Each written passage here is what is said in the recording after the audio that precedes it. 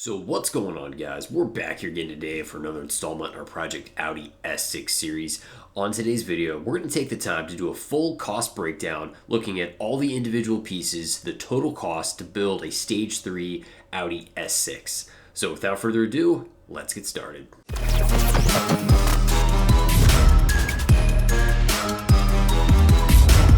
Welcome back to the channel, guys. Thank you so much for stopping in. For anyone new, welcome. Feel free to hit that subscribe button down below. Your support is much appreciated. Now, just in case you guys haven't already seen the full review for the Stage 3 S6 build, I'll make sure to leave a link right up here so you can check that out. So we're going to go and walk through line by line everything as far as our performance parts, service parts, labor, total costs associated with doing a Stage 3 S6 build. Let's start off with software. So as you guys know, we're running our APR Stage 3 RS7 Turbo ECU tune. This tune alone is about $1199.95. Sometimes you can catch APR during sales. At the current time, this month, August 2021, I believe APR is running a 10% off sale. So always keep your eyes open, make sure to capitalize on opportunities. You can save a little bit here or there. It definitely does help. As far as our transmission tune, we've got our matching APR DSG tune, retails for $499.95. Now onto the main ingredient here for this type of build, we're looking at our HPA Motorsports RS7 hybrid turbos. This is a popular choice in upgrades for replacement RS7 turbos. If you want a little bit more detailed information, make sure to check out the recent video as far as our Stage 3 full build review. These retail for $1799.95, not too bad, definitely less expensive than a lot of other options on the market. One thing always make sure, just understand that these cartridges do have to be reclocked and sealed before installation, so just make sure to factor that in when you're getting ready to quote your labor install. Moving on to our next component for hardware upgrades, we're running the JH Motorsports heat exchanger. This is a pretty affordable, cost-effective upgrade. I always say you want to make sure address cooling. You don't want to have problems with heat soak. You want to maximize your gains. Do everything you can to keep those temperatures down. There's a lot of different upgrades on the market. You know, you can go with APR, there's O3 Motorsports, definitely lots of choices out there. I went with JHM. It's always treated me pretty well. JH Motorsports does a great job. These come in black as well as silver. I went with the silver, but you go with whatever works best for you. At $595, I feel like this is an incredible value to get a nice upgraded heat exchanger. Now, as far as air intakes, you guys know I've spoken about this on other videos. I'm not the biggest fan of dropping a huge amount of money on fancy carbon fiber intakes. They look great, they sound great, but from a performance standpoint, it's definitely an optional piece. So I opted to go with a K&N drop-in air filter. You can pick these up at $69.99. Not too bad. Of course, these are washable lifetime filters, so they'll stick around for a while, and you can obviously wash as needed during your routine maintenance service intervals. Now, another piece from JH Motorsports I always recommend for any 4-liter build are the silicone throttle inlet pipes. Rubber components do wear out over time, so I do recommend this for a nice clean install. $49.99 from JH Motorsports. Now moving on here to our next piece of the Stage 3 build, we went with the Quicker Racing Components Serviceable Oil Feedline Kit. I've talked about this on a couple videos. This is really important, guys. If you're gonna do a Stage 3 build, if you're gonna even maintain the car in general without even looking to gain more power, it is commonly known in the 4-liter community that these cars do suffer catastrophic turbo failure as a result of clogged oil screens. This is an incredibly common issue that really does plague the community.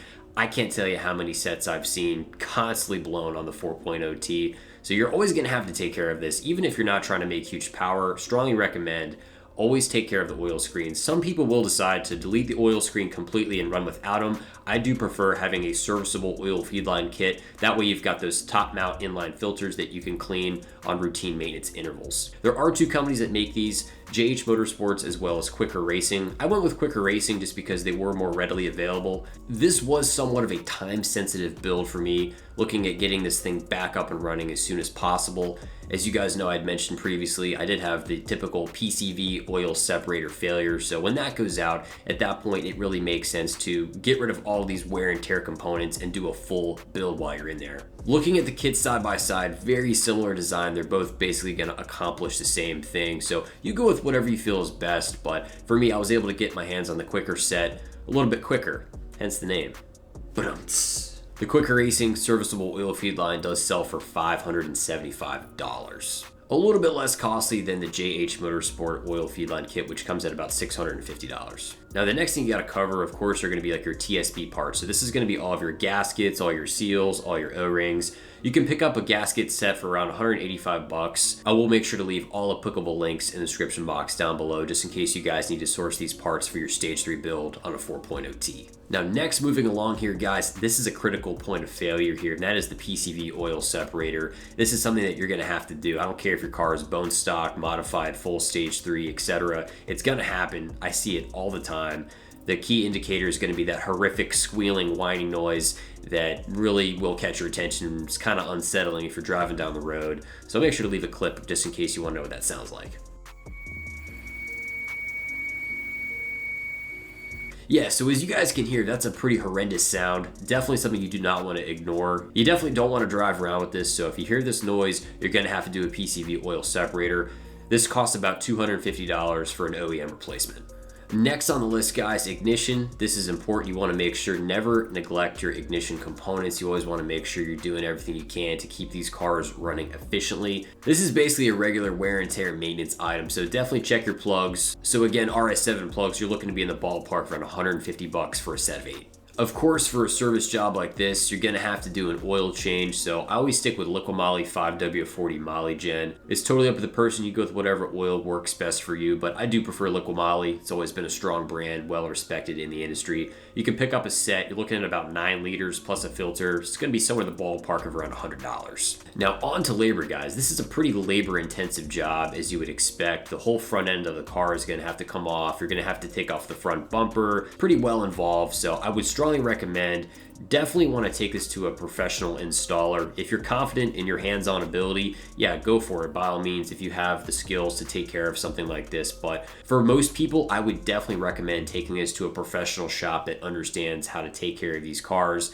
I would like to take a minute to give a huge thanks to good people over at GMP Performance. They've done tons and tons of 4-liter builds, so definitely would strongly recommend checking those guys out if you should have any needs for 4-liter upgrades. Specifically, I want to give a huge round of applause to my buddy Nick, who's done an amazing job. He has done dozens and dozens of 4.0T builds. He is literally like the 4-liter go-to guy.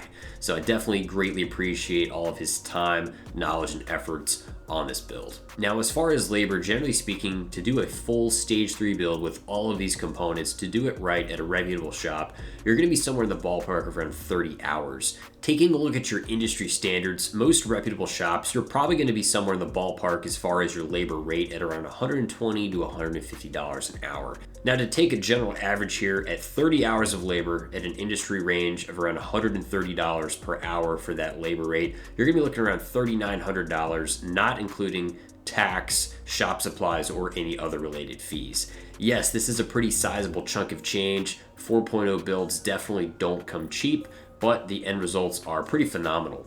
So definitely make sure this is something you want to be mindful of. If you're thinking about buying one of these cars, building one of these cars, I hope you guys find this information helpful, looking at your total cost as far as your parts and labor. So running our grand total here as far as all of our performance parts, service related parts, labor, total with everything before tax, shop supplies, or any other related fees. So we are looking at a grand total of $9,372.79. So yes, absolutely, this is a very expensive platform to build, really just looking at the upfront cost of what it takes from buying any 4.0T car and really what it's going to take to address the oil feed lines, gasket seals, O-rings, TSP parts, and of course replacing those turbos, which most any 4-liter car, whether it be an S6, S7, S8, RS7, pretty much count on having to replace the turbos, looking at the likelihood of how often they fail. Now guys, please keep in mind, all of these prices are completely subject to change.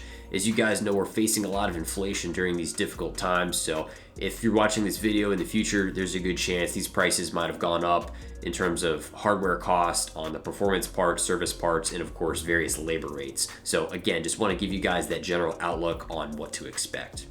Well, thank you guys so much for checking out today's video. I really appreciate all the support. Don't forget to leave a comment down below. Give the video a thumbs up. It definitely helps improve the visibility of the channel. I'll be sure to see you guys in the next one. Have a great day.